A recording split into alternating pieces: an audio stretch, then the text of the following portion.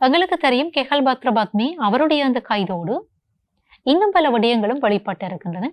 மிக முக்கியமாக இந்த தங்காலையிலே கண்டுபிடிக்கப்பட்ட ஐஸ் போதைப் பொருள், அந்த போதைப் பொருளுக்கான மூலப்பொருட்கள், அது மட்டுமன்றி ஹந்தானியிலே கண்டுபிடிக்கப்பட்ட விடயங்கள், இப்படி எல்லாமே நாளுக்கு நாள் பரபரப்பான விடயங்களாக மாறிக்கொண்டிருக்கின்றன.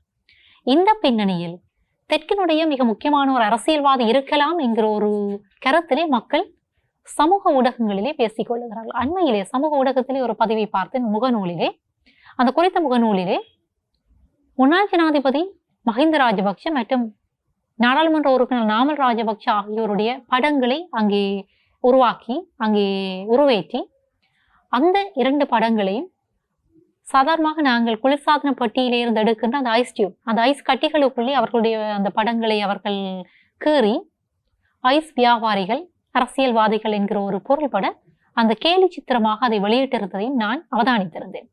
இந்த பின்னணியிலே தெற்கிலே மக்கள் பேசுகிற இன்னுமொரு விடயம் இருக்கிறது. தங்காலையிலே கண்டுபிடிக்கப்பட்ட இந்த போதைப் பொருளுக்கும் கெஹல் பத்ர பத்மியினுடைய இவருடைய இந்த வியாபாரத்துக்கும் இடையிலே மிகப்பெரிய ஒரு தொடர்பு ராஜபக்சர்களுக்கு இருக்கிறது என்று சொல்லி தெற்கிலே மக்கள் பேசுகிறார்கள்.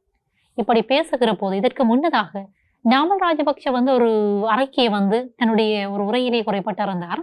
ராஜபக்சர்கள் மீது சேறு பூசுவதை இந்த அரசு ஒரு கடமையாக கொண்டிருக்கிறது. மக்களுக்கு தாங்கள் பற்றிய தவறான கருத்துக்களை இவர்கள் முன்னெடுத்து செல்லுகிறார்கள். அப்படி இனிமேல் தங்கள் தொடர்பான தவறான கருத்துக்களை பரப்புகிறவர்களுக்கு எதிராக சட்டம் பாயும், சட்ட நடவடிக்கைகள் மேற்கொள்ளப்படும் என்று சொல்லி அவர் குறைப்பட்டிருந்தார்.